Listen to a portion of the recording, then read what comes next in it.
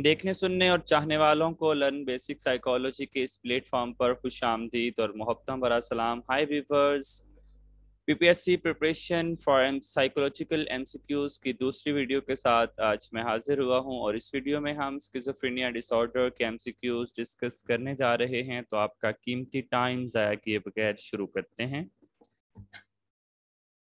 पहला एमसीक्यूज हमारे पास है, symptom include making strange facial expressions, being extremely active और remaining immobile for long period of time can be marked as. तो जो कैटाटोनिक स्टूपर और कैटाटोनिक एक्साइटमेंट होती है उसको हम मोटर डिसऑर्डर भी कहते हैं और इसको हम डिसऑर्गेनाइज बिहेवियर के नाम से भी जानते हैं। तो चूंकि यहाँ पर स्ट्रेंज फेशियल एक्सप्रेशन की बात की गई है, मतलब इनअप्रोप्रिएट इफेक्ट की बात हो रही है, इसके अलावा एक्सट्रीमली एक्टिव होने की बात हो रही है, तो इससे मुराद ये है कि यहाँ पर कैटाटोनिक एक्साइटमेंट और कैटाटोनिक स्टूपर की बात हो रही है। और कैटाटोनिक एक्साइटमेंट और कैटाटोनिक स्टूपर को चूंकि हम डिसऑर्गेनाइज बिहेवियर या मोटर बिहेवियर के नाम से भी जानते हैं और इसको हम मोटर डिसऑर्डर भी कहते हैं, तो ऑप्शन बी करेक्ट है। सेकेंड एमसीक्यू से हमारे पास है जी, which of the following category DSM-5 has for the disorder stemming from साइकोसिस।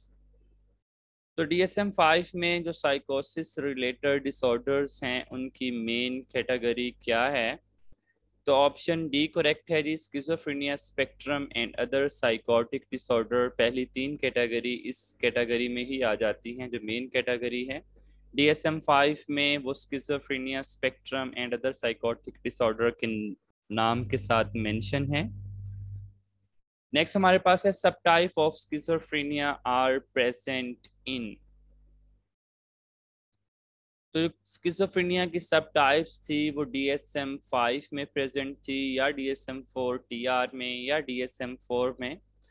तो याद रखिएगा सिर्फ DSM-5 में ये मौजूद नहीं थी, बाकी जो दोनों DSM-4 TR और DSM-4 थे उन दोनों में ही स्किज़ोफ्रेनिया की सब टाइप्स मौजूद थी। तो हम ऑप्शन डी के साथ चलेंगे, B and C both are correct. क्या है, which of the following is an example of positive symptom of schizophrenia. Schizophrenia की पॉजिटिव सिम्टम इनमें से क्या है? तो इनअप्रोप्रिएट इमोशंस है, और इनअप्रोप्रिएट इमोशंस का मतलब होता है कि लोग हम मनाने वाले माहौल में खुशी मना रहे होते हैं, हंसना शुरू कर देते हैं, और खुशी वाले माहौल में ये लोग रोना शुरू कर देते हैं, और ये स्किज़ोफ्रेनिया की पॉजिटिव सिम्टम है। बाकी जो दोनों मौजूद हैं वो स्किज़ोफ्रेनिया की नेगेटिव सिम्टम है। तो इसमें ए ऑप्शन इनअप्रोप्रिएट इमोशन ठीक है, करेक्ट ऑप्शन है। नेक्स्ट एमसीक्यूज हमारे पास है, all of the following are symptoms of schizophrenia except. सारी की सारी स्किज़ोफ्रेनिया के सिम्टम्स हैं मां सिवाय एक के। तो डिलीजन्स भी स्किज़ोफ्रेनिया के सिम्टम्स है, हेलुसिनेशंस भी है, डिसऑर्गेनाइज्ड स्पीच भी है, और मैनिक बिहेवियर नहीं है। मैनिक बिहेवियर या मैनिया चूंकि बाइपोलर के सिम्टम है, स्किज़ोफ्रेनिया की नहीं, तो ऑप्शन डी करेक्ट है।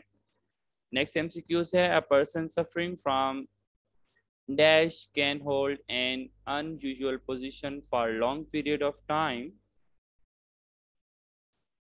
तो जो पोस्चरिंग है ये कैटाटोनिक स्टूपर में होती है, ऑप्शन सी करेक्ट है। फिर हमारे पास आ जाता है जी, which of the following can be categorize in disorder of perception. तो हेलुसिनेशन का ताल्लुक परसेप्शन से होता है, और हेलुसिनेशन को हम डिसऑर्डर ऑफ परसेप्शन भी कहते हैं, तो ऑप्शन ए करेक्ट है।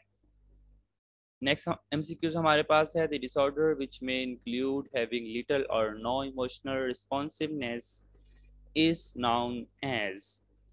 यहाँ पर ऑप्शन बी करेक्ट है, फ्लैट इफेक्ट। अफेक्टिव डिसऑर्डर भी आ सकता था लेकिन अफेक्टिव डिसऑर्डर नहीं आएगा, क्योंकि इफेक्टिव डिसऑर्डर का ताल्लुक मूड डिसऑर्डर से होता है, यानी कि इफेक्टिव डिसऑर्डर को हम मूड डिसऑर्डर भी कहते हैं। और यहाँ पर चूंकि इमोशनल रिस्पॉन्सिवनेस या इमोशनल एक्सप्रेशंस के बिल्कुल ना होने या बिल्कुल ना होने के बराबर होने की बात हो रही है, तो फ्लैट अफेक्ट आएगा। नेक्स्ट एमसीक्यू हमारे पास है, delusions can be categorize as, delusion को कैटेगराइज किया जा सकता है।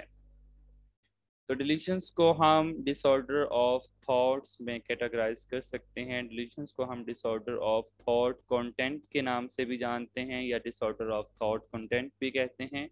और मैं पहले बता चुका हूं कि हेलुसिनेशन को डिसऑर्डर ऑफ परसेप्शन कहा जाता है।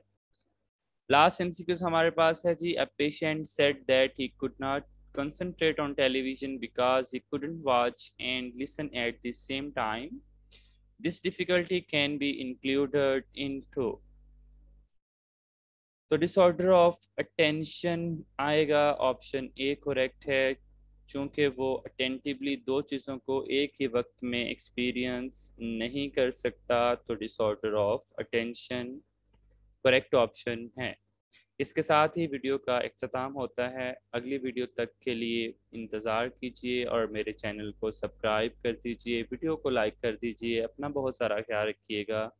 अल्लाह निगहबान।